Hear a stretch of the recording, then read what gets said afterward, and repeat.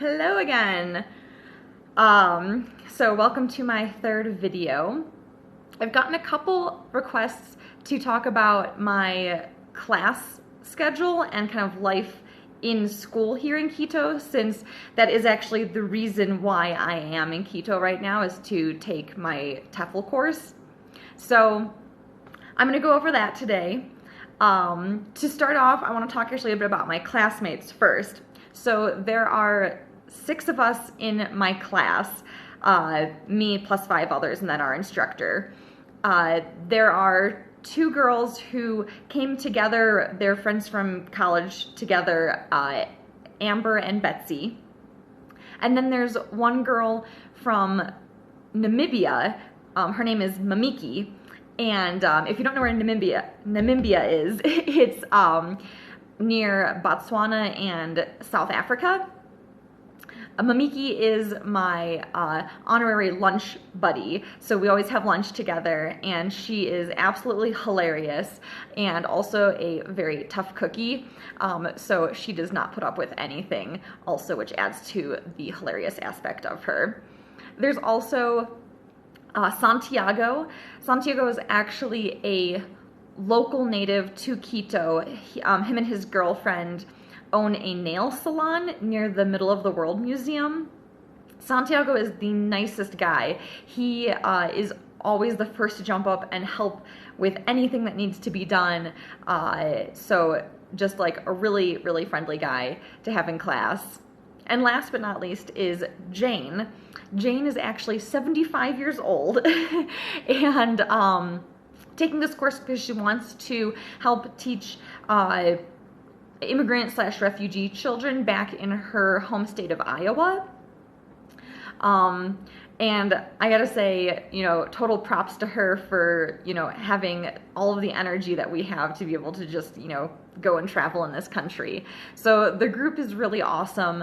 And since we are so small and spend so much time together, we have become really close-knit, and which has been really great to be able to share this time with them, and then also just being able to help each other in class and have really grown together as a group, I think. So my schedule, so class starts at 8:30 in the morning every day, which means I leave my house here at 8 a.m. because it's about a half an hour walk for me. The school is actually called EIL Ecuador, as its official name. And so I'm taking the TEFL certification course, which is a TEFL certificate, which stands for Teaching English as a Foreign Language. So you need that, or at least it's very helpful to have that when applying to most study abroad jobs, most teach abroad jobs. So that's what I'm getting. It's a month-long intensive course. There are options to do a 3-month online course, or less intensive versions, but I obviously opted to do this. And so we get in at 8:30 in the morning. We start off with a warm-up activity, which we actually rotate each day. One of us has to teach a warm-up, which is helpful when you'd be teaching in class to have, a lot of 5-minute filler activities in your back pocket in case a class just needs a bit of a break, or you finish early, or you want to, start a class like that, or even as icebreakers to, on the first day of class. So I have a video here of my recent icebreaker that I did this week, which I actually pulled from my first day of freshman year at Miami University as a rock, paper, scissors competition. Rock, paper, scissors.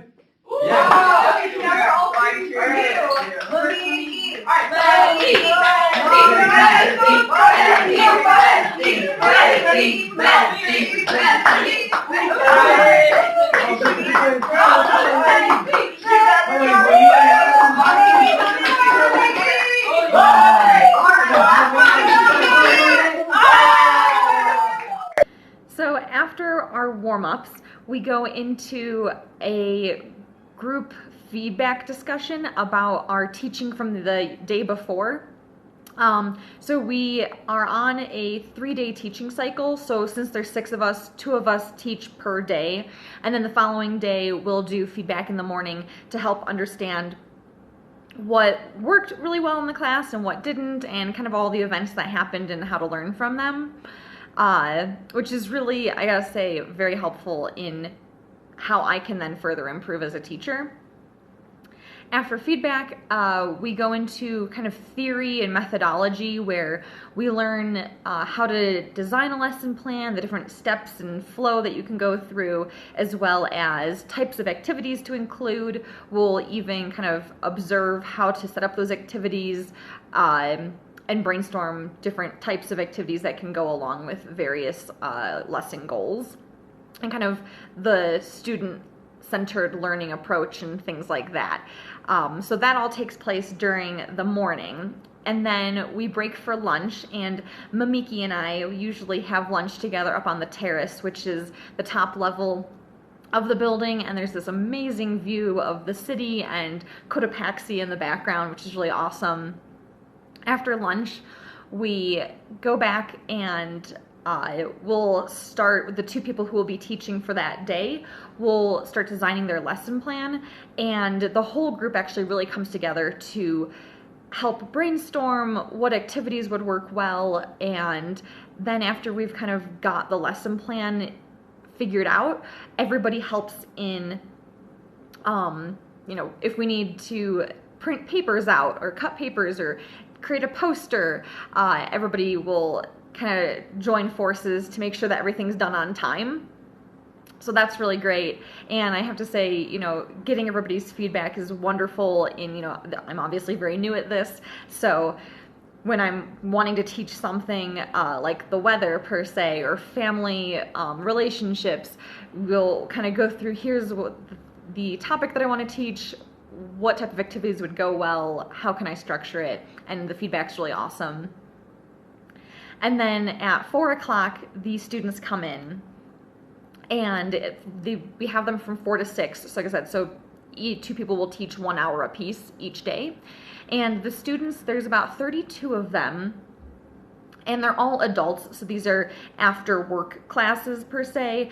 They've signed up to take the class after work, and they can kind of range both in age. So we have some people who are, I think, 19 is the youngest, up to really old, who Rodrigo, one of our favorite students, is 57 and has been coming to these types of classes for years now, which also means our proficiency level really varies. So we have some people who barely speak English, and other people who are pretty proficient, obviously still in need of taking classes, but it's just definitely a range, which makes it really interesting / difficult in planning activities, because you have to keep all of those different language skill levels in mind.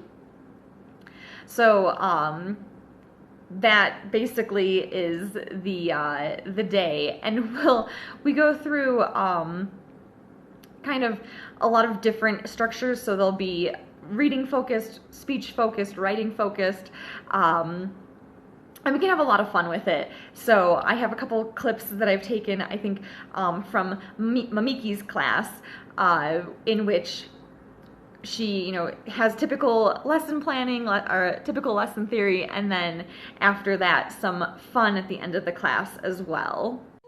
2 to 3. Is that okay? 2 to 3 groups? Yeah?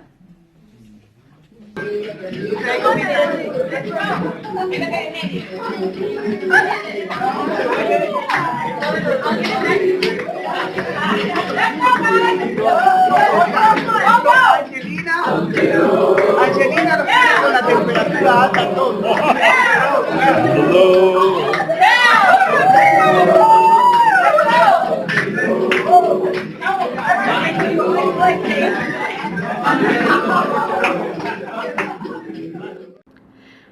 And then the last fun story that I wanted to share is, which actually has nothing related to teaching at all, and has nothing to do with teaching, but when walking out of our school, there's this house on the street that has these 2 really quite adorable little dogs, and the one dog, for some reason, just hates us. So the house is fenced in, so it's not like a concern or anything. But whenever we walk past this house, this cute, adorable little dog goes like insane, just like comes up to the fence and like barks its head off at us. And we were walking by the other day this week to find this. Can you see us though? Come here, little friend. Come here. Come here.